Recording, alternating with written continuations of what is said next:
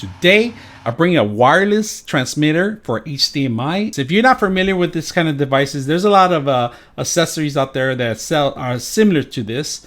So you're gonna see some of the devices coming out, but this is actually pretty neat because it's very small. If you guys can notice, nothing in the box in here. Pretty much everything's what you're gonna require right up front. If you notice, there's an HDMI connection. One's a receiver and one's a transmitter, and we're gonna find out which one's which right now in a bit and show you guys.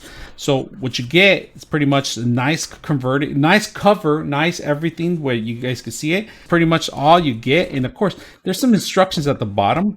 Wow, they give you a bunch of different kind of converters in here. This is a plus. This is actually a really good plus. So they give you the instructions and they give you multiple converters, if you guys can see this. A type C to USB. Then they give you actually a transmitter, a USB. This is a dual band to HDMI to type C. So we're going to take a look, see how well it works and how you set it up. As you can notice, it's not HDMI 2.2, so it's slower. So it means that you require power to actually power this up. They do require power, so one of them needs to be USB powered. If you notice, they both have, either one could be a receiver or a transmitter. So either one of them, they're about the same thing. So you do have to have one that has the HDMI HDMI with the type C. You plug it in the type C here, and this is actually an antenna, another receiver to actually extend the connection. If it's behind the TV, you can actually stick this on the side or something, but you do require USB power to power this on. So a lot of these systems, a lot of these TVs have a USB that has a 5 volts to actually transmit. So this will give you the actual power from the TV. So we're going to put this in back of one of our monitors with this sticking out just a little bit and see how well it works. And then we're going to plug this in to the actual laptop. So you're just not going to require HDMI too, but you're also going to need to plug in a type C connection to power this device. So both of them do require power. Either way, they look like they're single ported, but they need the power to actually start working. So let's go ahead and do that. All right, we're bringing a laptop in here. We're going to plug it in to our HDMI adapter in here in this connection on our laptop. If you guys notice, I'm going to plug it in right here.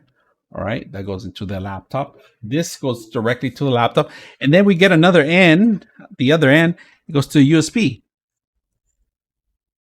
The USB goes in here. And then we got that connected. So we have the actual transmitter. We haven't turned it on. If you guys can see, there's power on it. And of course, if you disconnect it, there is no power. And it's a dead unit. So you need to connect. You need some sort of power to get this to display. So we're going to go ahead and put this receiver, this receiver here to the transmitter. So let's go ahead and do that. Ready receive out there. So we're going to click on this one here. If you guys can see, I clicked on it. Ready to receive. This one's still blinking. I'm going to click on it. All right, so I got the HDMI connection here, and this is USB. It's a splitter. One USB goes to the actual computer, and then the other one is just hanging here. But you could do double-sided tape and hang it maybe behind the monitor or the TV that you're going to be presenting all the time. And this is one way you can do it with one single device. And we're going to go ahead and it's blinking right now, so it's ready to receive anything. We're going to go ahead and test it out and see how well it works. All right, so after it was blinking for a couple minutes on one end and the other, they come up with these instructions in here, how to set this up and how to run it, how to connect your PlayStation, your other accessories, other devices that you have in here. And that's pretty much it. So this is 4K. It says it's 4K. It could take up to 4K. So first step, second step. So if you lose the instructions, this is one way you can do it. Or if you want to receive through your actual phone, your Joy or your Android, this is exactly what you need to do to mirror the stuff. You do need to download the application too before that. Now we're going to click on it. It says second step, please press and hold the middle button on the transmitter, all right, for 5 to 8 seconds. So we're going to do that. 1, 2, 3, 4, and then we go ahead and release. Ready to pair. It's pairing. So you could add multiple ones in here. Pairing, if you notice, now they're transmitting correctly.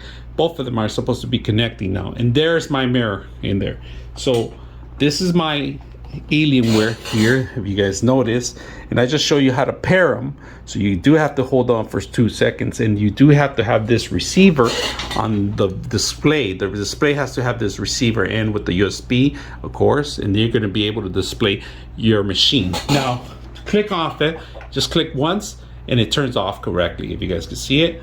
And it goes back to the transmitter, and you can see I'm going to click on it again. It goes back in here, and then they just give it a couple seconds, and there you are. Now, audio is going to come in through 4K video quality is going to come through.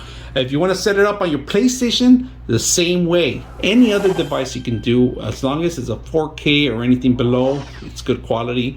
You can get the best quality of it. So, hope you guys enjoy it.